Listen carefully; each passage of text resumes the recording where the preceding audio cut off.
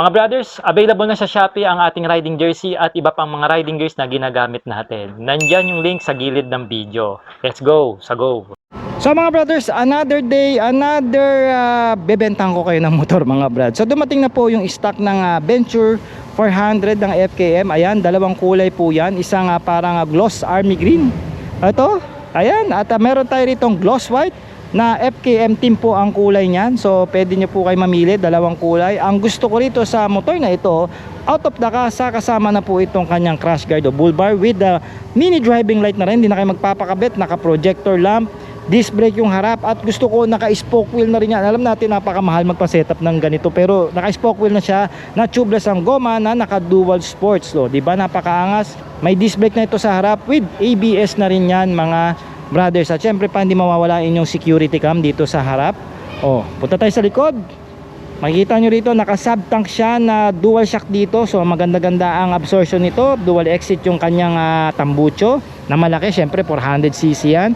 Disc brake din yung likod mga brothers with ABS and traction control. Talaga naglalaway ako doon sa spoke wheel, mahal magpaganyang setup mga brothers. At naka top box ready na rin ito mga brothers. May malaki at komportabling upuan para sa mga sasakay dito mga brothers. Bukas ba yung ilalim? Hindi, pero malaki rin yung compartment ito. I guess marami kayong malalagay at kasya ang half face helmet. Pagdating dito sa kanyang cockpit, naka 7 inches TFT display na ito. Naka keyless na rin siya mga brothers, at may USB charging port. Makikita nyo naman yung mga switches dito. May backlight at mukhang premium ang kanyang datingan. Masasabi ko premium na talaga. Adjustable yung kanyang brake levers. Meron na rin itong handguard. Standard yung ating side mirror pa. May traction control na on and off kung mag-off-road kayo at kung gusto nyo merong tamang trail. Adjustable yung windscreen. Okay, nasa 10 liters ata ang fuel tank nito pataas. At maganda ang ating floorboard dito, rubberized.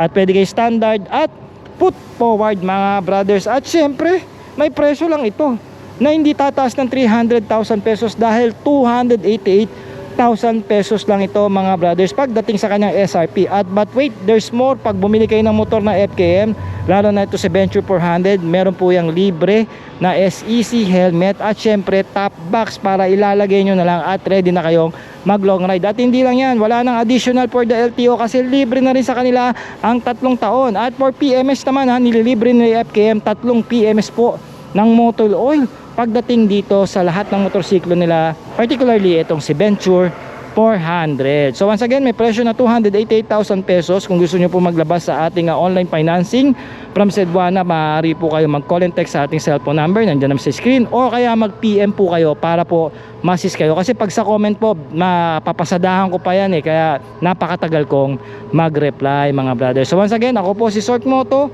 ang legit na ahente pagdating sa motorsiklo. Alright!